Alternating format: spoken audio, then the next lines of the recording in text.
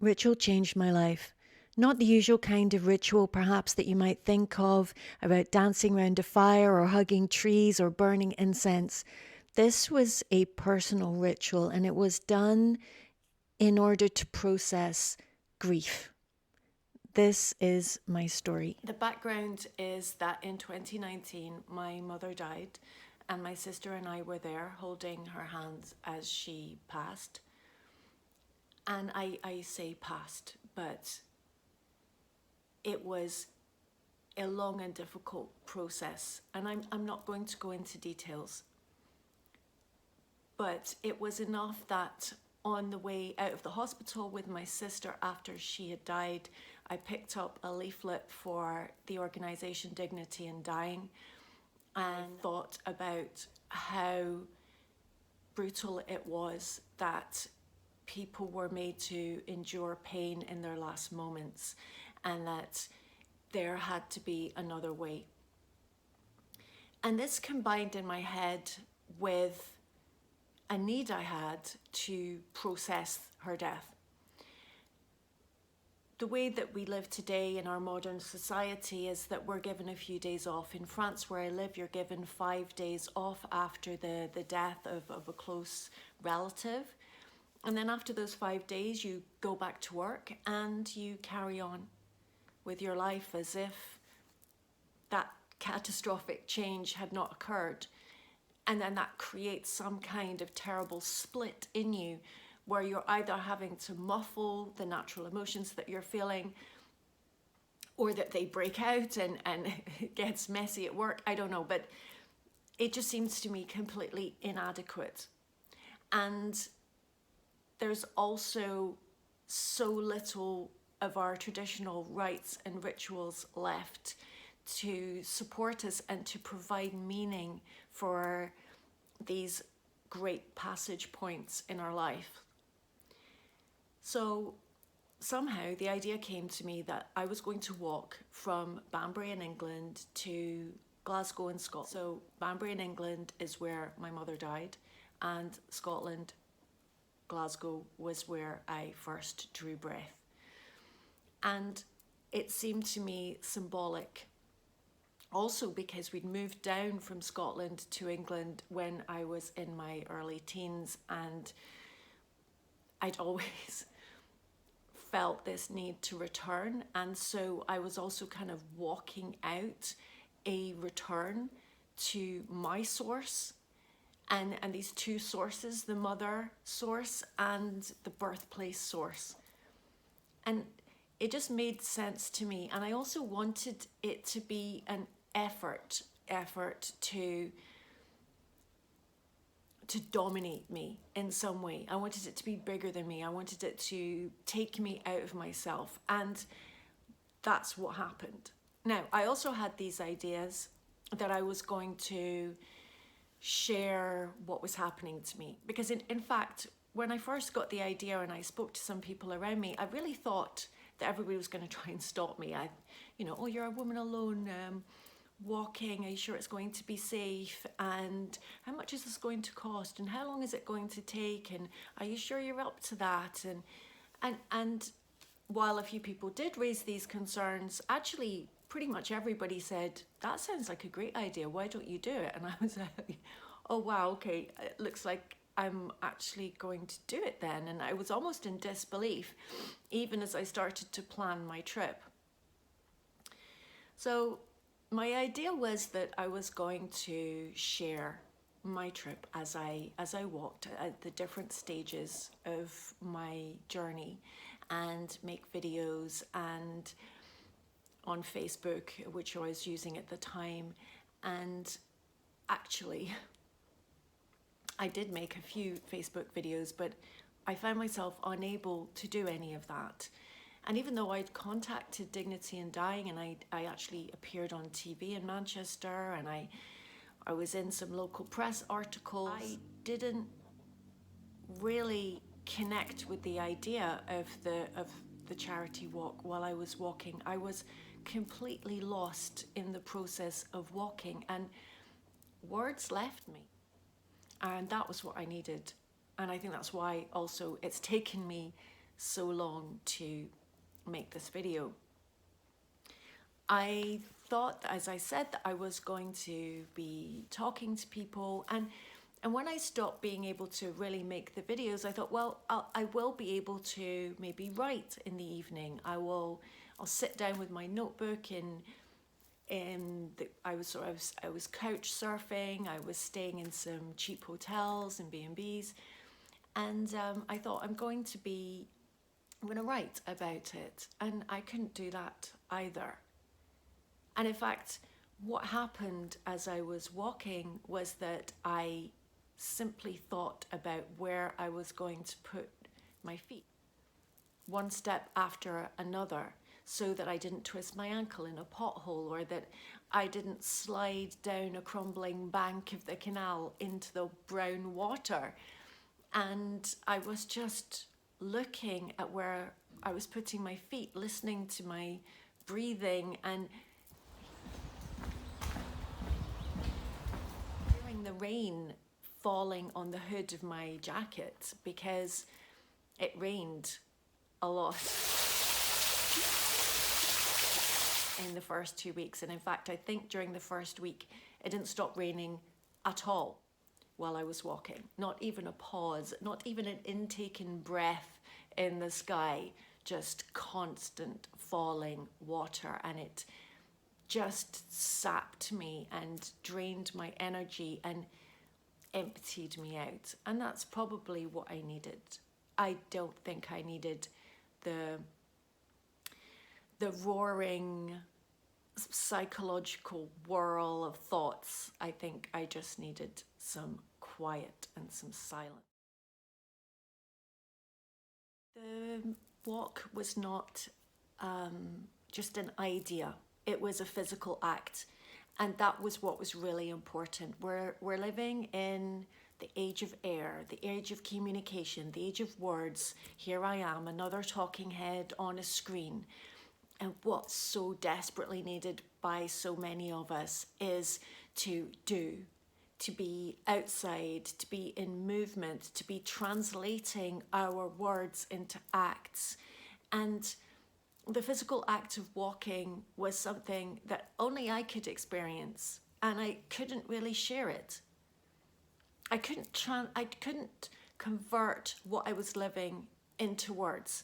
And in fact, I stopped thinking. It became a kind of meditation.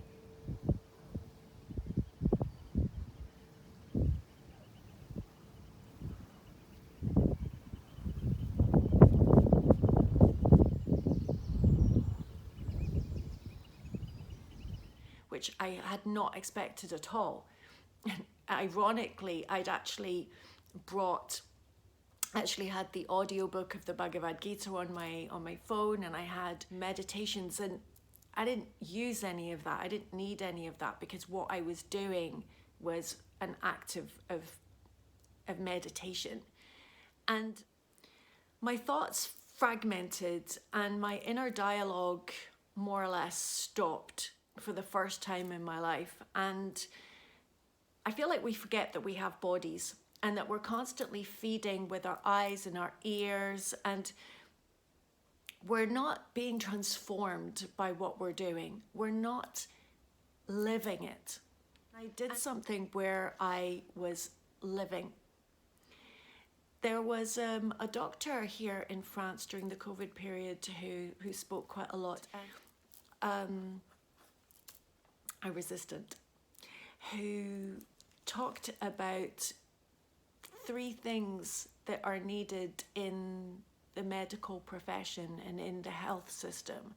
And the first, of course, is the response. It's the procedures and the drugs and all the care, the physical care that's brought to the patient. And the second, he said, is the social element of that. So it's being followed, it's being listened to, it's having things explained to you, it's having the family brought on board, it's making sure that there's a support network. And then the final one, the one that almost nobody ever talks about, is the realm of meaning. The ability to think symbolically, to think of the illness as giving information, as providing meaning, as fitting into the narrative of your life, of situating you in the universe. And this idea of the ritual, of meaning, and of symbol is something that has genuinely transformed me, being a nihilist, completely lost, into somebody who can see order and pattern and beauty beyond the scientific materialism that we're just served up with endless. I fell ill in Wolverhampton. It rained and rained until I thought I'd go mad. I nearly fell in a river in Carlisle. I nearly fell off a cliff onto a stony, deserted beach in Ayrshire. But I also met incredible people. I talked to virtually everybody that I passed, including the least likely looking teenagers smoking and scowling, and who did answer and did help me.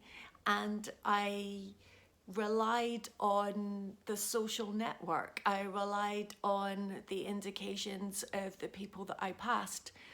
And I lived at different speeds, and I lived in a different way, and I detached my idea of the land from the nation.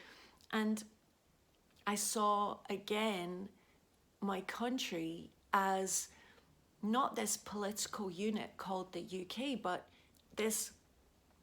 these congregations of people, the rocks and the mountains and the rivers and the canal networks and the sky and the clouds and the birds and the smell of the fields at night and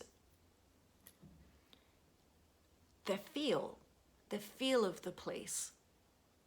And that was like a feast, a great and beautiful feast.